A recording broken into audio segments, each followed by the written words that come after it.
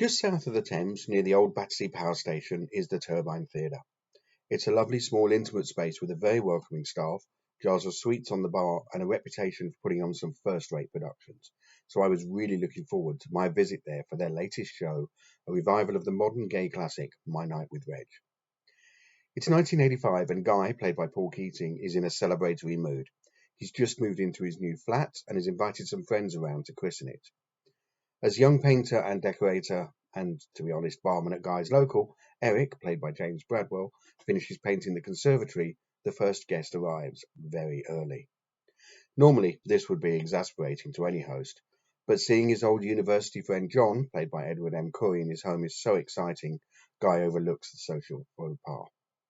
The two haven't seen each other for years, and their initial meeting is slightly awkward.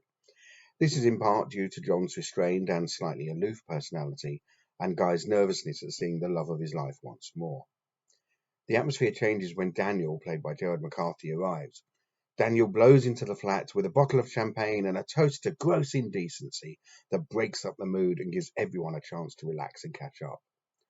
As fast as he arrives, and after casting an approving eye over Eric, Daniel departs for a business trip to Sydney, not forgetting to ask Guy to keep an eye on his boyfriend, Reg. Time progresses and there is another gathering in Guy's flat. This one is not so cheerful as Guy, Daniel and John, together with long-term partners Bernie, played by Alan Turkington, and Benny, by Stephen K. Amos, are together following a funeral, one of many the boys have attended. The mood is somber and everyone seems to have a secret that they want to share with Guy, and all he wants is everyone to be fed, watered, and just to get along. Now, there are two elements missing in Kevin Elliott's script for My Night with Reg. The first is the eponymous Reg himself, and the second is the word AIDS. They may not be seen or spoken, but both hover over and dominate this story of a group of gay friends trying to have normal lives as a global pandemic rips through their community. Reg may not appear, but we all know what he was like. Let's be honest, we all probably know a Reg, and that is one of the great strengths of the writing here. Each character is finely drawn and recognisable.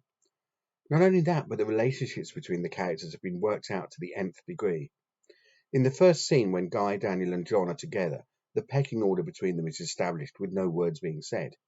You know immediately that, though university may have been a long time ago, they will always automatically drop into their respective group roles whenever they are together. However, the only slight odd note is the pairing of Bernie, who is a conservatory-obsessed bore, and Benny, a Cockney bus driver with wandering eyes. Whilst I loved each character separately, there was something about the relationship between the two that didn't quite sit right for me. And at the end, I was wondering why they had actually put up with each other for as long as they had. However, the personalities of each character have been translated from the page to the stage perfectly, thanks to Matt Ryan's astute direction. Little things define the characters. For example, the strange and restrained way that Benny hugs people. The attention to detail Eric, who I have to say his dungarees are way too clean for a professional painter, but the attention to detail he gives his painting, and the silences between characters that speak volumes. One of the other things I really loved was the transition from scene 2 to scene 3, and not for the reason that you might think if you know the play. It's a smooth movement that goes from one to the other using a piece of music to link the two. Beautifully done. Another thing that really impressed me was the attention to detail, which is obviously important in this production. And I think this is really highlighted by the fact that in scene 3, Daniel is soaked when he comes into the flat after walking in the rain.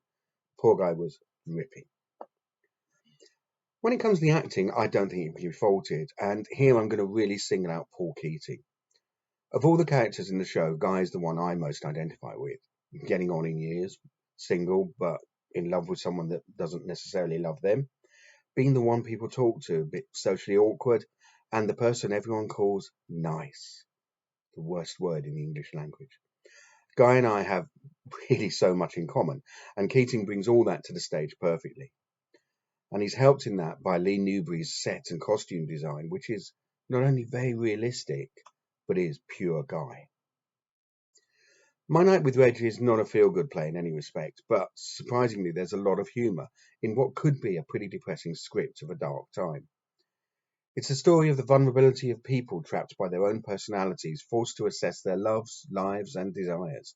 And thanks to the strength of this production, it feels as relevant today as it did when first performed in 1994. I gave My Night with Reg 4 stars on London Theatre 1. I hope you liked this review. If you did, then you know what to do. Like, share, subscribe. Thank you.